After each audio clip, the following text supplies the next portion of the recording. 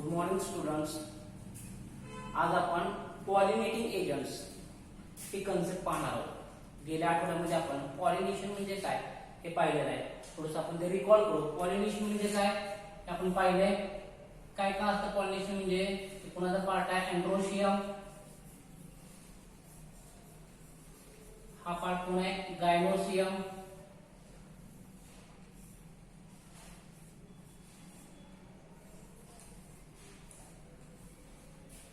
त्याला काय नाव दिलं जातं स्टिग्मा, हे आहे स्टाईल, हे आहे ओव्हरी आणि याच्या आतमध्ये काय असतात प्रजनन सांगितलं ओव्हू. कोणाचा पार्ट हा गायनोसियमचा. हे अँड्रोशियम हे गायनोसियम. अँड्रोशियमचे कुठले कुठले पार्ट्स येतात अँथर, हा जो मध्ये जोडणारा भाग आहे त्याला म्हणायचं कनेक्टिव्ह आणि हा खालचा जो भाग आहे त्याला काय म्हटलं तर फिलामेंट. त्या अँथर मध्ये काय असतात म्हणून सांगितलं आपण पोलन सॅक्स. त्या पोलन सॅक मध्ये कोण असतात present pollen grains. Pollen grain त्याला मराठीमध्ये म्हणतो आपण परागकण. इथले पोलन ग्रेन निघणं आणि कशावरती जाऊन डिपॉझिट होणं स्टिग्मावरती जाऊन डिपॉझिट होणं त्या प्रोसेसला म्हटलं तर पॉलिनेशन. म्हणजे त्याला आपण परागीभवन असं म्हणू शकतो किंवा परागसिंचन असं म्हटलं जातं. म्हणजे काय झालं बघा अँथर मधले पोलन ग्रेन निघले अँथर लोब मध्ये आणि कशावरती जाऊन डिपॉझिट झाले स्टिग्मावरती जाऊन डिपॉझिट झाले त्या प्रोसेसला म्हणायचं पॉलिनेशन. आणि मग आता हे पॉलिनेशन करून आणण्यासाठी कोणाची आवश्यकता म्हणून सांगितलं आपण कोणीतरी लागेल ना माध्यम त्यामध्ये त्याला म्हणतो आपण एजंट. Pollinating agent. आता पॉलिनेटिंग एजंट म्हणजे काय तर आपण त्याला माध्यम म्हणतो.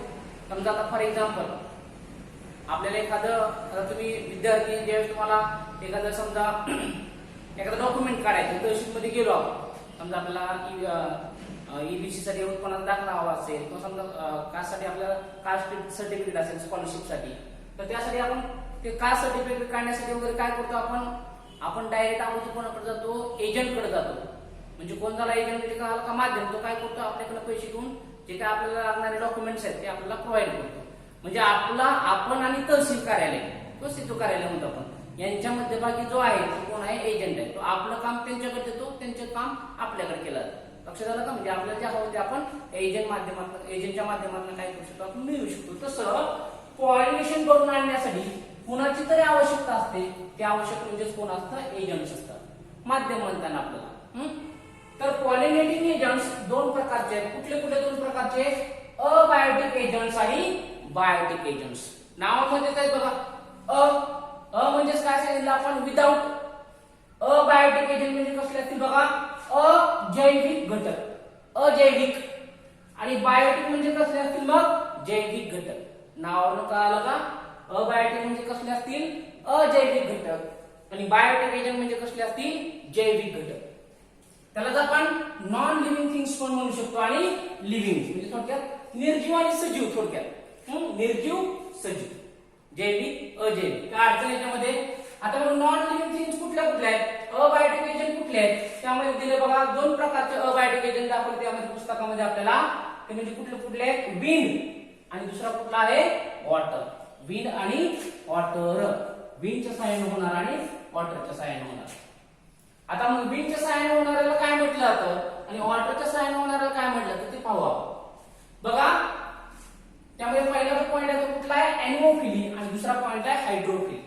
आता अॅनिमोफिली कशाला म्हणायचं when the process of pollination takes place by wind. बघा मी काय म्हणतो लक्ष द्या. म्हणजे आपण डेफिनेशन सिंपल आपल्या भाषेमध्ये मांडली तरी चालते. काय म्हटलं बघा when the process of pollination. Pollination कळालं का काय सांगितलं. पॉलिनेशन म्हणजे transfer of pollen grain from anther to stigma. म्हणजे अँथर मध्ये किंवा अँथर लोब मध्ये जे काही पोलन ग्रेन्स आहे ते पोलन ग्रेन काय करणं स्टिग्मावरती काय करणं डिपॉझिट करणं किंवा ते ट्रान्सफर करणं. त्यासाठी जे माध्यम आहे त्या प्रोसेसला काय म्हटलं तर पॉलिनेशन. मग काय म्हटलं बघा when the process of pollination takes place by याच्या साइन पॉलिनेशन होते. When the process of pollination takes place by wind is called as anemophily. त्या प्रोसेसला काय म्हटलं तर एनिमोफिली. And the flower is called as त्या फ्लॉवरला काय म्हटलं तर हा एक पॉइंट महत्त्वाचा आहे.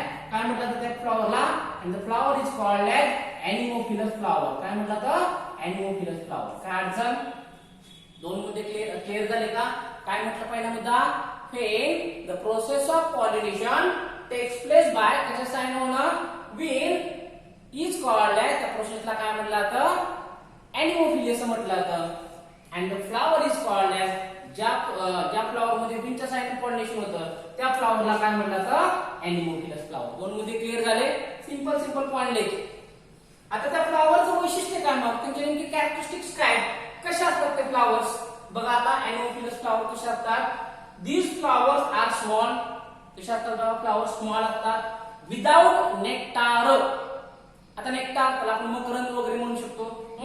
विदाउट नेक्टार अँड फ्रॅग्रन्स म्हणजे फ्रॅग्रन्स नसतो त्याला आपण ऑर्डर म्हणतो थोडक्यात वास सुगंधी नसतात थोडक्यात. Without fragrance. पुढे बघा दुसरा मुद्दा. Pollen grains are light in weight म्हणजे परागकण कसे असतात जनरली लाईट इन वेट. आता वेट म्हणजे काय सांगितलं आपण वजन. लाईट इन वेट म्हणजे कसे असतील वजनाला हलके असतात जनरली. पोलन ग्रेन्स कसे असतात वजनाला हलके असतात. 2-4 मुद्दे आपण त्यामध्ये पाहिजे. तिसरा मुद्दा बघा. स्टिग्मा जो आहे रिसीव्ह करणारा स्टिग्मा कसा असतो फिदरी. कसा असतो फिदर सारखा. फिदर्स माहिती आहेत आपल्याला. स्टिग्मा जनरली कसा असतो फिदरी असतो. असे 2-4 मुद्दे आपल्याला त्यामध्ये सांगता आले पाहिजे. त्याचे एक्झाम्पल बघा. मेज राईस एक्सेट्रा म्हणजे मका असेल तांदूळ असतील यामध्ये जे होणार आहे त्यांच्यामध्ये कसलं असतं एनिमोफिली म्हणजे कोणा साइन होतं बघा पॉलिनेशन त्यांच्यामध्ये विंडच्या साइन. पुस्तकामध्ये तुम्हाला मेजची डायग्राम काढून दाखवलेली आहे मेज प्लॅन्टची. मेज प्लॅन्टच्या डायग्राम मध्ये प्रत्येक पार्टला नावं दिलेले आहेत. त्या डायग्राम मध्ये आपल्याला अभ्यास करता येईल. हे पॉइंट कळाले का काय अडचण याच्यामध्ये एनिमोफिली का आलं काय म्हटलं. जर समजा पॉलिनेशन कशा साइन झालं विंडच्या साइन झालं तर त्या प्रोसेसला काय म्हणलं तर एनिमोफिली म्हणजे फ्लावरला म्हणायचं एनिमोफिलस. दुसरा मुद्दा बघा आता हायड्रोफिली. तीच डेफिनेशन जनरली सांगू शकतो आपण. काय म्हटलंय when the process of pollination takes place by water. बघा इथं पॉलिनेशन कशा साइन होतं विंडच्या साइन.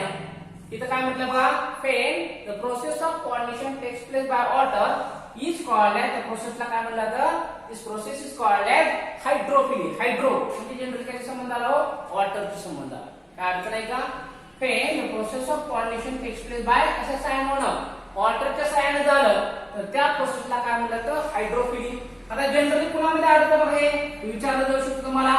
कुणामध्ये आढळतं found in aquatic monocots. Aquatic म्हणजेच लक्षात आलं असेल तुम्हाला कुणामध्ये पाण्यामध्ये आढळणारे मोनोकॉट एकदल वनस्पती द्विदल वनस्पती मोनोकॉट डायकॉट हे आपण शिकलेलो आहोत 11वीला. तर कुणामध्ये आढळतं जनरली मी सांगितलं आपण ॲक्वॅटिक मोनोकॉट प्लांट्स. समजलं का काय अडचण याच्यामध्ये. पुन्हा मग त्या हायड्रोफिलीचे अजून 2 टाईप पडले सब टाईप पडलेले आहेत. कुठले हायपोहायड्रोफिली आणि इपी. नावावरच लक्षात ठेवायचं हायपो आणि इपी. हायपो मध्ये काय होते बघा when the process of pollination takes place by काय होणं when the process of pollination takes place by when the process of pollination takes place below the surface of water. हे महत्वाचं पॉइंट याला एमसीक्यूला विचारलं जाऊ शकतं. कुठं होणं below the surface of water. याला अंडरलाईन करायची महत्वाचा पॉइंट आहे. Below the surface of water then it is called as hypohydrophily. म्हणजे हायपोहायड्रोफिली म्हणजे काय आलं का पॉलिनेशन कुठं होणार आहे. हायड्रोफिली म्हणजे कुठं सांगितलं आपण वॉटर मध्ये पण कुठं below the surface of water. Below म्हटले म्हणजे वॉटर सरफेसच्या खाली below the surface of water then it is called as hypohydrophily. त्याचं एक्झाम्पल काय दिलं बघा जोस्ट्रॉप. काय अडचण याच्यामध्ये. पुढे बघा इपेहायड्रोफिली. तेच जनरली आपण सांगितल्या पद्धतीनं when the process of pollination takes place on surface of water. इथं बघा काय म्हणलं होतं बिलो सरफेस ऑफ वॉटर. इथं मात्र कुठे आहे ऑन सरफेस ऑफ वॉटर. हे सरफेस आहे याच्या खाली झालं तर काय म्हणायचं हायपो आणि याच्या बरोबर सरफेस वॉटर सरफेसला झालं तर काय म्हणायचं epi. On surface of water then it is called as epihydrophily. काय अर्थ याच्यामध्ये इपी म्हणजे काय आला का वॉटर सरफेसला होणं. हायपोहायड्रोफिली म्हणजे बिलो द वॉटर सरफेस. एवढं 2 मुद्दे फक्त लक्षात ठेवायचे. इथं वॉटर सरफेसला आणि इथं बिलो द वॉटर सरफेस. काय अर्थ याच्यामध्ये एक्झाम्पल व्हॅनिशिंग एरिया.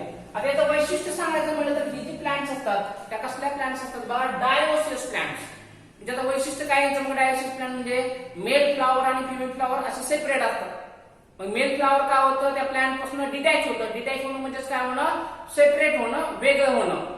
कुठेही सगळं बिलो खाल्लं येतं खाली असतात मड मध्ये असतात ते तिथनं काय होतं डिटॅच होतं आणि बरोबर वॉटर सरफेसला येतं. आणि मग आता फिमेलचा जो पार्ट आहे फिमेल फ्लावरचा तो काय करतो त्याचा पॉलिनेशन करण्यासाठी त्याचा जो स्टॉक असतो तो कसा असतो लॉंग असतो तो वरी येतो वॉटर सरफेसला अगोदर कोण येऊन थांबलेला आहे, मेल फ्लावर, तो स्टॉकच्या साईने वर येतो स्टिग्मा त्या फेम फ्लावरचा, आणि अशा पद्धतीने त्यांच्यामध्ये टचिंग होऊन काय होतं, त्यांच्यामध्ये पॉलिनेशन होतं. कळालं का याचं वैशिष्ट्य? काय अडचण याच्यामध्ये डायग्राम मध्ये तुम्हाला व्यवस्थित समजावून घेता येईल. काय अडचण याच्यामध्ये? हे झालं अबायोटिक एजंट्स. आता आपण बघू बायोटिक एजंट्स. बायोटिक एजंट म्हणजे सांगितलं आपण कोणत्या सहाय्याने होणार, लिव्हिंग थिंगच्या सहाय्याने होणार, म्हणजे जैविक घटकांच्या सहाय्याने होणार. आता त्याच्यामध्ये पुन्हा 3 पार्ट्स आहेत किंवा 3 टाइप्स आहेत. कुठले कुठले? एंटोमोफिली, ऑर्निथोफिली आणि कायरेप्टोरोफिली. एंटोमोफिली, ऑर्निथोफिली आणि कायरेप्टोरोफिली. आता एंटोमोफिली म्हणजे काय बघा, the process of pollination takes place by कशा सहाय्याने, इन्सेक्ट्स. कशा सहाय्याने होणार बघा, the process of pollination takes place by insects, then it is called as entomophily. जर इन्सेक्टच्या सहाय्याने झालं तर काय म्हटलं जातं, entomophily. and the flower is called as, त्या फ्लॉवरला काय म्हटलं जाईल बघा मग, एंटोमोफिलस फ्लॉवर. बघा इथं काय म्हटलं आपण, एनोमोफिलस, इथं हायड्रोफिलस, इथं एंटोमोफिलस फ्लॉवर. काय अडचण याच्यामध्ये?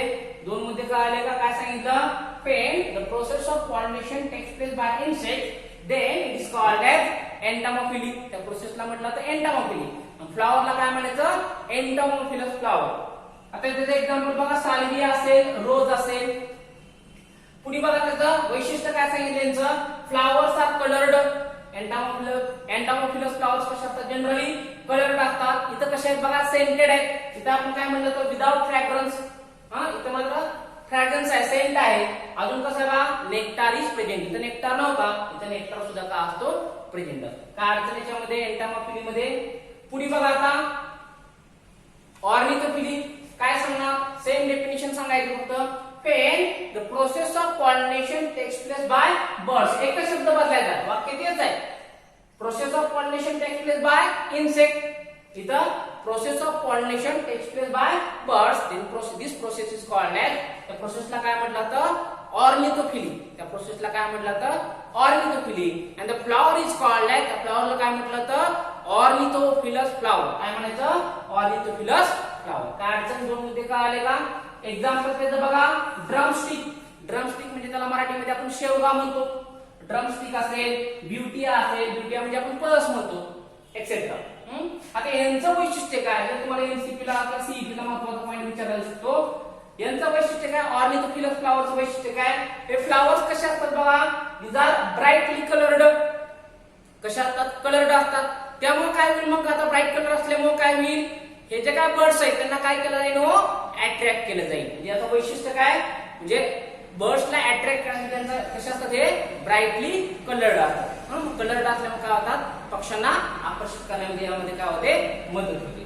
पुढचा मुद्दा महत्वाचा आहे, कशा असतात हे फ्लॉवर्स, विदाउट फ्रॅग्रन्स. कशा असतात, विदाउट फ्रॅग्रन्स. विदाउट फ्रॅग्रन्स असं का म्हटलंय, हा महत्वाचा मुद्दा आहे, बिकॉज बर्ड्स हॅव, कशा असतात बघा, birds have poor sense of smell. कशा असतात, birds have poor sense of smell. Poor sense of smell म्हणजे कळालं का, म्हणजे थोडक्यात काय, त्यांच्यामध्ये सेन्स म्हणजे काय, थोडक्यात जाणीव होणं. आता पुअर म्हणजे शब्दशः गरीब नाही म्हणायचं, कमी असणं. पुअर सेन्स ऑफ स्मेल म्हणजे वासाची जाणीव थोडक्यात कशा असते, त्यांना कमी होते, कमी प्रमाणामध्ये होते. आता ज्यांचा सेन्स ऑफ स्मेल जास्त आहे, फॉर एक्झाम्पल तुम्हाला कंट्रोल अँड कोऑर्डिनेशन नावाचा जो चॅप्टर आहे, त्यामध्ये तुम्हाला ब्रेनची जेव्हा स्टडी करायचा आहे, त्यावेळेस एक कन्सेप्ट लक्षात येईल की डॉग असेल समजा, किंवा डॉग फिश म्हणतो आपण, म्हणजे त्याला डॉग फिशला आपण शार्क म्हणतो, कुत्रा असू द्या किंवा शार्क असू द्या, यांचा सेन्स ऑफ स्मेल कसा असतो, म्हणजे काय म्हणतो आपण त्याला, हायली डेव्हलप्ड मध्ये, आपल्याला मोठ्या प्रमाणामध्ये असतो. म्हणून तर काय केलं तर बघा, जनरली ज्यावेळेस चोरी वगैरे झाली असेल, बघतो आपण पोलिसांबरोबर काय असतं बघा, श्वान पथक. श्वान म्हणजे काय, थोडक्यात कुत्रा. कुत्रा आणला जातो ना, श्वान पथक. समजा एखाद्या ठिकाणी चोरी झाली तर तिथल्या 4-2 वस्तूंचा काय करतात, ते वास देतात, आणि त्या वासाच्या सहाय्याने कुत्रा काय करतो, ज्या दिशेने चोर गेलेले त्या दिशेने काय करतो, त्यांना एक थोडक्यात डायरेक्शन तरी देतो, आपण एक दिशा देतो, त्या दिशेने काय होतं, त्यांना म्हणजे पोलिसांना मदत होते. लक्षात आलं का, श्वान पथक म्हणजे त्यांचा सेन्स ऑफ स्मेल कसा असतो, जास्त असतो. त्या तुलनेने जर विचार केला, यांचा सेन्स ऑफ स्मेल कसा आहे की नाही, तुम्हाला सीईटीला वगैरे विचारलं तर माहिती आहे, असं सांगितलं तुम्हाला, पुअर सेन्स ऑफ स्मेल. काय अर्थ याच्यामध्ये, birds have poor sense of smell. Last chiropterophily. काय म्हणणार बघा, when the process of pollination takes place by, कशाच्या सहाय्याने होणं, बॅट्स. बॅटच्या सहाय्याने झालं. आता बॅट्स म्हणजे काय, जनरली बॅट्स म्हणजे वटवाघूळ. काय म्हटलं त्यांना? वटवाघूळ. When the process of pollination takes place by bats, then it is called as त्या प्रोसेसला काय म्हटलं तर कायरेप्टोफिली. काय म्हटलं तर कायरेप्टोफिली. मग फ्लावरला काय म्हटलं जाईल? Chiropterophilous flower. काय अडचण? हे दोन मुद्दे लक्षात ठेवायचं. काय म्हटलंय? Anemophilous, hydrophilous, entomophilous, ornithophilous, chiropterophilous flower. काय अडचण? आता यांचं एक्झाम्पल बघा, पाउनिया. पाउनिया म्हणजेच काय जनरली आपण आपटा म्हणतो. आता यांचं वैशिष्ट्य काय आहे? फ्लावरचं नेक्टार प्रेझेंट असतो. सगळ्यात महत्त्वाचा हा पण पॉईंट तुम्हाला सीईटीला वगैरे किंवा एमसीक्यूला विचारत जाईल की फ्लावर कसे असतात बघा. दिस फ्लावर्स आर कसे असतात? नॉक्टर्नल. कसे असतात? नॉक्टर्नल. आता हा शब्द तुम्हाला गेलेला आहे नॉक्टर्नल. कुठे गेला बघा? 11th स्टँडर्ड मध्ये तुम्ही ज्या स्टडी ऑफ कॉकरोचचा जेव्हा स्टडी केला तेव्हा तुम्हाला हे नॉक्टर्नल शब्द गेला. कारण कॉकरोच कसे असतात? नॉक्टर्नल इनहॅबिटेड. नॉक्टर्नल म्हणजे थोडक्यात मराठीमध्ये म्हटलं तर निशाचर. निशा म्हणजे काय? रात्र. थोडक्यात रात्रीच्या वेळी बाहेर पडणार. किंवा आता नॉक्टर्नल म्हणजे काय विलो? हे काय होतात? They opens at the time of night किंवा नाईट टाइम. जे रात्रीच्या वेळेस काय होतात? हे फ्लावर्स काय होतात? ओपन होतात. आणि मग बॅट कधी बाहेर पडतात हे आपल्याला माहित आहे. वटवाघूळ कधी बाहेर पडतात? रात्रीच्या वेळेस बाहेर पडतात ना. म्हणजे काय आलं का? हे फ्लावर कसे असतात? नॉक्टर्नल असतात. म्हणजे रात्रीच्या वेळेस काय होतात? जनरल ते ओपन राहतात. म्हणून त्यांना काय म्हटलं जातं? नॉक्टर्नल. नॉक्टर्नल म्हणजे काय आलं का? निशाचर. बॅट काय असतात? मग नॉक्टर्नल असतात. रात्रीच्या वेळेस ते बाहेर पडतात. काय अडचण? समजलं काय? प्रत्येकाने पॉईंट कळाले? काय काय सांगितलं? अबायोटिक आणि बायोटिक कळालं का? अबायोटिक म्हणजे काय सांगितलं आपण? अजैविक. आणि बायोटिक म्हणजे कसले? जैविक. अबायोटिक मध्ये कुठले कुठले येतात? एनिमोफिली, हायड्रोफिली. एनिमोफिली म्हणजे काय? जर समजा पॉलिनेशन कशाच्या सहाय्याने झालं? विंडच्या सहाय्याने झालं तर त्याला म्हणायचं एनिमोफिली. फ्लावरला काय म्हटलं जाईल? Anemophilous flower. पुढे बघा हायड्रोफिली. कशा सहाय्याने? पॉलिनेशन कशा सहाय्याने झालं? वॉटरच्या सहाय्याने झालं तर त्याला म्हणायचं हायड्रोफिली. त्याचे पुन्हा दोन सब टाईप आहेत. कुठले? हायपो हायड्रोफिली आणि इपी. फक्त या दोघांमध्ये लक्षात काय ठेवायचं? हायपो म्हणजे कुठं? Below surface of water. इथं surface of water, on surface of water. म्हणजे वॉटर सरफेसच्या खाली झालं तर हायपो, बरोबर वॉटर सरफेसला झालं तर इपी. याचं वैशिष्ट्य काय? डायसिस प्लांट आता सांगितलं कसं होतं पॉलिनेशन. पुढे बायोटिक एजंट्स. त्याच्यामध्ये तुम्हाला तीन त्याचे टाइप सांगितले. कुठले कुठले? एंटामोफिली, ऑर्निथोफिली, कायरेप्टोफिली. एंटामोफिली कशा सहाय्याने पॉलिनेशन होणं? इन्सेक्टच्या सहाय्याने पॉलिनेशन झालं. काय म्हटलं जाईल त्याला? त्या प्रोसेसला म्हटलं जातं एंटामोफिली. आणि त्या फ्लावरला काय म्हटलं जातं? एंटामोफिलस फ्लावर. पुढे ऑर्निथोफिली कशा सहाय्याने होणं? पॉलिनेशन कशा सहाय्याने झाले बघा? जर बर्डच्या सहाय्याने पॉलिनेशन झालं तर काय म्हटलं जाईल? ऑर्निथोफिली. आणि फ्लावरला ऑर्निथोफिलस फ्लावर. आणि कायरेप्टोफिली. जर समजा बॅटच्या सहाय्याने पॉलिनेशन झालं तर काय म्हटलं जातं? त्या प्रोसेसला कायरेप्टोफिली. आणि फ्लावरला काय म्हणायचं? कायरेप्टोफिलस फ्लावर. काय अडचण? आता तुम्हाला यावरती प्रश्न कसा असू शकतो? एमसीक्यूला विचारला जाऊ शकतं. किंवा complete the following table. For example कशा पद्धतीने बघा इकडे काय दिलं जाईल? तुम्हाला असे दोन टेबल केले जाते.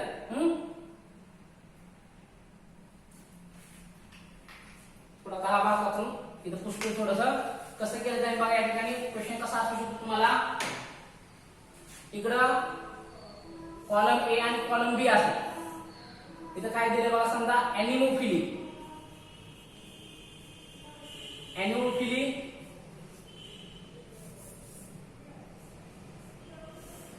Dash dash dash dash. पुढे काय दिलं जाईल बघा? इकडं आता इकडे दिलं जाईल डॅश डॅश डॅश डॅश. काय दिले बघा? Pollination by water. Pollination by water. पुढे एंटामोफिली. एंटामोफिली डॅश डॅश डॅश. इकडे काय दिलं आहे? Dash dash dash. काय असेल बघा? Pollination by birds. Pollination by birds. म्हणजे हे काय करायचं आपल्याला?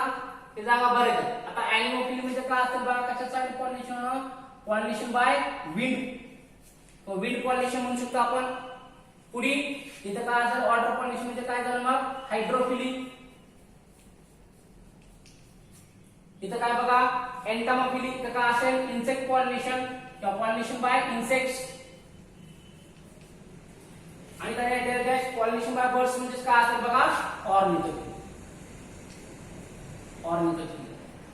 म्हणजे अशा पद्धतीने आपल्याला काय करता येईल, हा टेबल सुद्धा कम्प्लीट करता येईल. एका वेळेला आपल्याला भरता येते किंवा असं जोड्या लावा या पद्धतीने पण तुम्हाला प्रश्न विचारला जातो. काय अडचण याच्यामध्ये, काय अडचण आहे त्याच्यामध्ये, ठीक आहे, राहिलेला भाग आपण पुढच्या भागामध्ये पुढच्या तासामध्ये